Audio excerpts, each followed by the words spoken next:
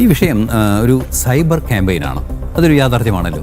ഒരു cyber campaign എന്ന നിലയ്ക്ക് ഇതൊരു സൈബർ ക്യാമ്പയിൻ തുടങ്ങിയ സമയത്ത് സ്വാഭാവികമായും ഇതുമായി ബന്ധപ്പെട്ട നിയമവശങ്ങൾ പരിശോധിച്ചപ്പോൾ പല സൈബർ നിയമ വിദഗ്ധരും ചൂണ്ടിക്കാട്ടിയത് ഇതിനെ തൊടാതിരിക്കുക, അതിനെ ഏറ്റുപിടിക്കാതിരിക്കുക. ഗൗതം പറഞ്ഞത് തന്നെയാണ് കറക്റ്റ്. ഇതിനെ ഏറ്റുപിടിക്കാതിരിക്കുക, അത് സ്വാഭാവികമായും കെട്ടടങ്ങും.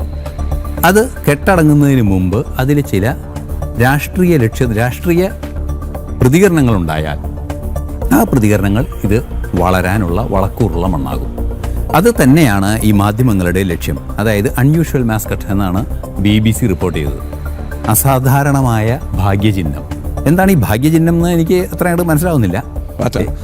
പാറ്റ. ഓക്കെ, ഇനി പാറ്റയുടെ ചരിത്രം പഠിക്കുകയാണെങ്കിൽ ആണവ ആയുധത്തെ വരെ പ്രതിരോധിക്കാൻ അതിന് ശേഷിയുണ്ടെന്നൊക്കെയാണ് പറയുന്നത്. അതിൻ്റെ ബയോളജിക്കലായ പോയിന്റ്. അപ്പോൾ എനിക്ക് അറിഞ്ഞുകൂടാ വസ്തുത, എന്തോ സംഭവം ഉണ്ടെന്ന് അങ്ങനെ കേട്ടിട്ടുണ്ട്. അപ്പോൾ ഇനിയിപ്പോൾ അങ്ങനെ വലിയ ഭാഗ്യവസ്തുവായി മാറാനും സാധ്യതയുണ്ട്, ഇല്ല എന്ന് ഞാൻ പറയുന്നില്ല. ഇപ്പോൾ ഒരു ദൈവത്തിൻ്റെ സൃഷ്ടിയെ നമ്മൾ നിഷേധിക്കേണ്ട. സൈബർ ക്യാമ്പയിനുകളിൽ ഇത്തരത്തിലുള്ള ഓവർ കോൺഷ്യസ്നസ് കൊടുത്താൽ അത് പ്രശ്നമാകും എന്ന് തിരിച്ചറിയുന്ന, നമ്മളെക്കാൾ നന്നായി തിരിച്ചറിയുന്ന ആൾക്കാർ തന്നെയാണ് ഈ പ്രശ്നം വളർത്തിയെടുത്തത്. ഇതിനൊരു രാഷ്ട്രീയ അടിത്തറയില്ല, അല്ലെങ്കിൽ രാഷ്ട്രീയ സമര സ്വഭാവം അതിനില്ല.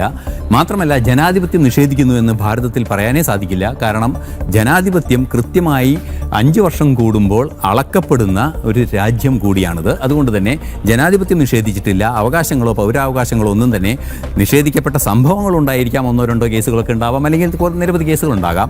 എങ്കിലും ഒരു രാജ്യത്തെ സമഗ്രമായി നിരീക്ഷിക്കുമ്പോൾ വലിയ തോതിലുള്ള ജനാധിപത്യ ധ്വംസനമോ മനുഷ്യാവകാശ ധ്വംസനമോ അത്തരത്തിലുള്ള ഒരു പ്രശ്നങ്ങളോ യുവാക്കൾക്ക് അവസരം നഷ്ടപ്പെടുന്നതോ തൊഴിൽ ചെയ്യാനുള്ള അവകാശം നഷ്ടപ്പെടുന്നതോ ആയ വിഷയങ്ങളൊന്നും ഉയർന്നു വരാത്തൊരു സാഹചര്യത്തിൽ ഇന്നലെ ഇത് ഇഗ്നോർ ചെയ്യേണ്ടതായിരുന്നു. പക്ഷേ ഇന്ന് ഇത് ചർച്ച ചെയ്യേണ്ട അവസ്ഥയിലേക്ക് എത്തുന്ന ഒരു സ്വഭാവത്തിലേക്ക് ഇതിനെ മാറ്റിയെടുത്തു പല താല്പര്യക്കാരും. അതിൽ നിക്ഷിപ്ത താല്പര്യക്കാരും ഉണ്ട് എന്നതാണ് എൻ്റെ ഒരു ബോധ്യം.